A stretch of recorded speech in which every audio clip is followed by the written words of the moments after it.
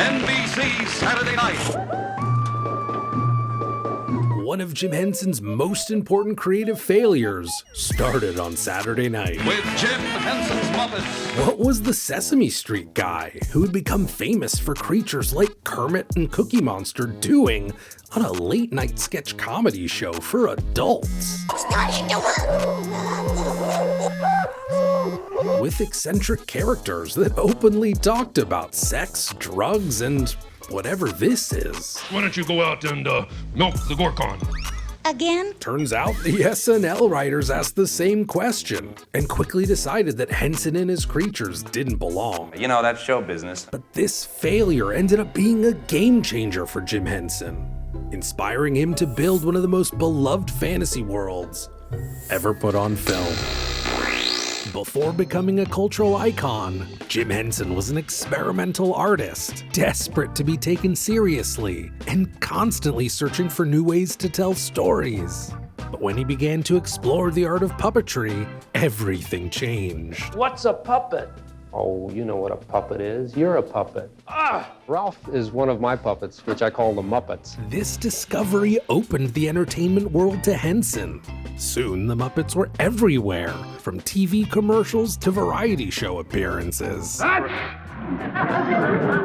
on. Is that you, Ralph?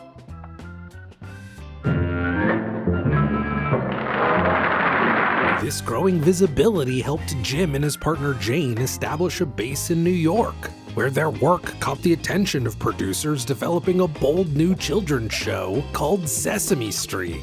Impressed with Henson's vision, they invited him and his team to help shape the series from the ground up. They felt so strongly about Jim Henson that they said if we can't get Jim Henson, we will not use puppets at all. Sesame Street was an instant hit, but the success came with a cost. The bigger Jim and the Muppets became, the more they were labeled as just children's entertainment. It's sort of interesting, when we're doing Sesame Street, kids come into the studio and they'll see Frank and I working Ernie and Bert. We'll just have the puppets right here on our hand, and the kid comes right up and talks to Ernie.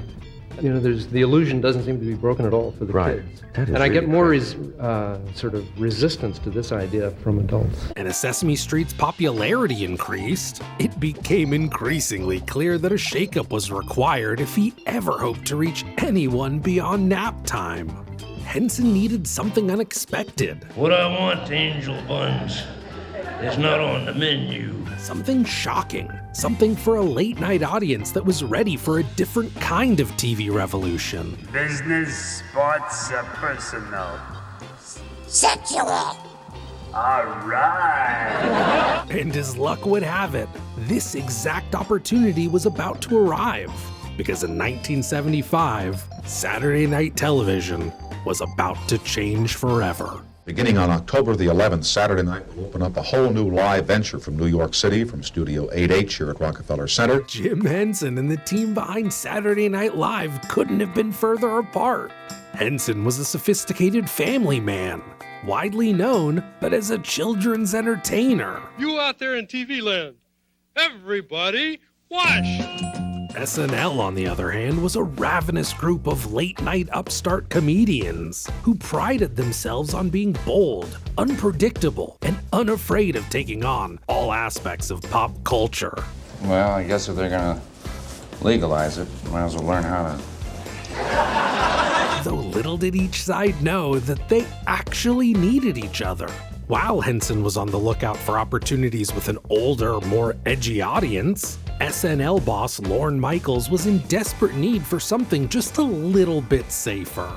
NBC network executives were growing increasingly fearful of the combination of outrageous comedians on live TV and demanded that they add something to soften the program up. What should we look for on your program? Anxiety. It just so happened that both men shared the same manager who would bring their worlds together.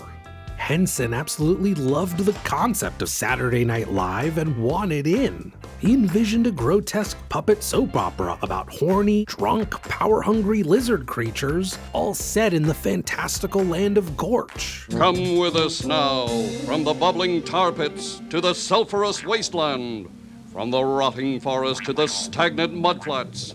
to the Land of Gorch. And shockingly, Lorne loved the idea and saw it as a creative experiment worth trying. NBC, meanwhile, was thrilled. To them, the Muppets were the perfect counterbalance to SNL's chaos, and the segment became a non-negotiable must-have. But while Jim Henson was overjoyed with the opportunity, and Lorne Michaels was relieved by the slightest bit of insulation that Gorch would bring, Saturday Night Live's writers and performers weren't so pumped. Some people are never satisfied. Their vision of a late-night comedy revolution didn't exactly include felt puppets. And behind the scenes, they made it known loud and clear there just wasn't enough room for both the Muppets and SNL on the same channel. The Muppets, Jim Henson has a whole new group of Muppets, which are adult Muppets and who can stay up late. Even before the first episode aired, it was pretty clear that Jim Henson's adult Muppets had a tough road ahead. Sure, they looked amazing, unlike anything Henson's team had ever built. These weren't sweet, colorful, or cuddly. They were grotesque, monstrous, and muted. Even at a glance, it was clear that these weren't your standard Muppets. It's difficult for a woman in my position. Yes. To have my name linked romantically with a puppet. The problem wasn't how they looked, or even how they acted. Come to bed. Don't tell me what to do. You're still drunk. You're still ugly. The real problem was who was behind all of what was being said. While Jim Henson had come up with the overall concept behind the Land of Gorch, and he and his team performed everything, Writers Guild regulations meant that only official SNL writers could write the scripts. That stuff there rots your brain. Oh, yeah? Yeah. Oh, yeah? Yeah. Oh, yeah? Yeah. Yeah, what? The thing was, the official SNL writers absolutely hated Henson's segment, feeling that it was too childish and took precious airtime away from their own unique ideas. Gotten a little too big to work with felt anymore, Scred. It wasn't long before the group were drawing straws and assigning the segment out as a penalty. To them, these horny, drunk, power-hungry lizard creatures weren't edgy. They were embarrassing. And to make matters worse, the audience also didn't know how to react to this group of adult Muppets behaving in very un-Muppet ways. How come nobody ever tells us Muppets anything? Well, don't laugh. We're tired of being second-class citizens here. Oh, Scred, Don't now give me that all Scred stuff. By episode 6, the tension behind the scenes had reached a breaking point. NBC executives were quietly panicking, and even Lorne Michaels, who was just trying to keep his live show on the rails, had to face the harsh reality. Jim Henson's segment just wasn't working. One day you're on top of the world, the next day you're inside a trunk. But at Henson's lowest creative moment, a new idea was already forming. While toiling away with a rotating crew of disinterested writers on the Land of Gorch, Jim had also been cobbling together a concept for a different kind of Muppet project, one that could reach both kids and adults. What do you think of pigs on bikes? I never have liked road hogs. It would be a variety show made up of sketches, musical numbers, and celebrity guests. Most importantly, though, this cast would be made up of a group of all Muppet regulars. And the creative direction? For this Muppet Show, Jim Henson would finally be able to take the wheel and prove once and for all that you can write for felt. How do you do that? That is so scary. That is perhaps the epitome of the actor's craft. You see, it takes tremendous concentration, years of physical and emotional training, and enormous mental exertion. Do you understand? Oh, sure. And that mucking Fuppets can be hilarious. There's one thing I've always wanted to ask you. Oui.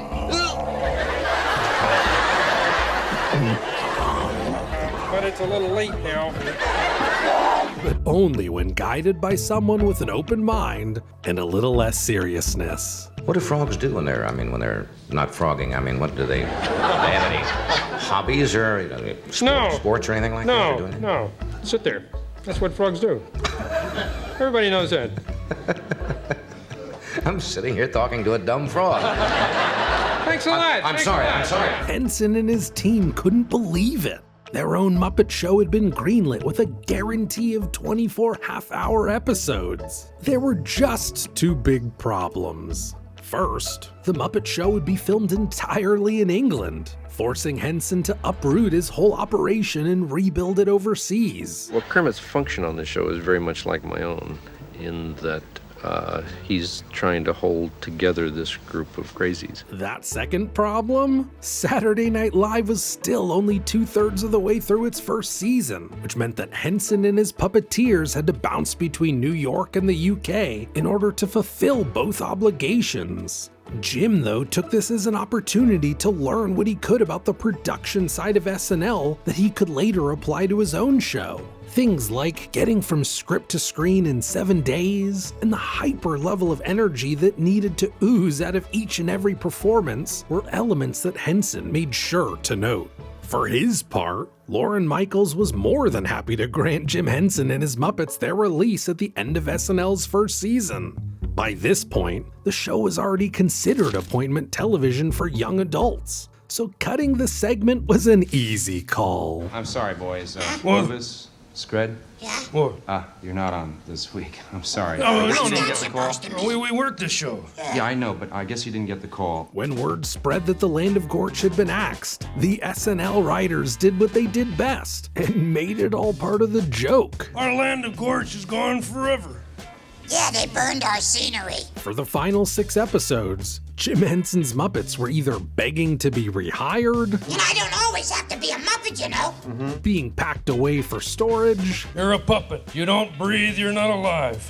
What? Oh, I don't want to talk about it. Just get down. or just missing in action entirely. The Muppets could not be here tonight because of technical complications, but they will be back soon. It might have been strange for the audience, but Henson didn't mind in the slightest. Throughout these final episodes, his mind was already across the pond, brainstorming new and wild ideas involving Swedish chefs, pigs in outer space, and a soon-to-be classic cast of characters. You know, I've been reading about your new show, The Muppet Show. Oh, yeah, they won't let us work on that. No, that's family entertainment. And while the Land of Gorch was quickly buried, never to be seen again, Henson held on to its core idea, a fantasy world populated by Muppets. If anything, his time at SNL had proved one important lesson. If he wanted to create true adult fantasy, he'd need to build his own world entirely from scratch. It would take time to develop, but within a few years, he had his most ambitious, most bizarre, and most dangerous project yet. The Dark Crystal would push Jim Henson to his absolute limits. But if this was something he could survive, maybe, just maybe, he'd end up with something truly timeless. This is only the beginning for Jim Henson. Check out part 2 to see how his brand of adult world building gets turned upside down in the Dark Crystal.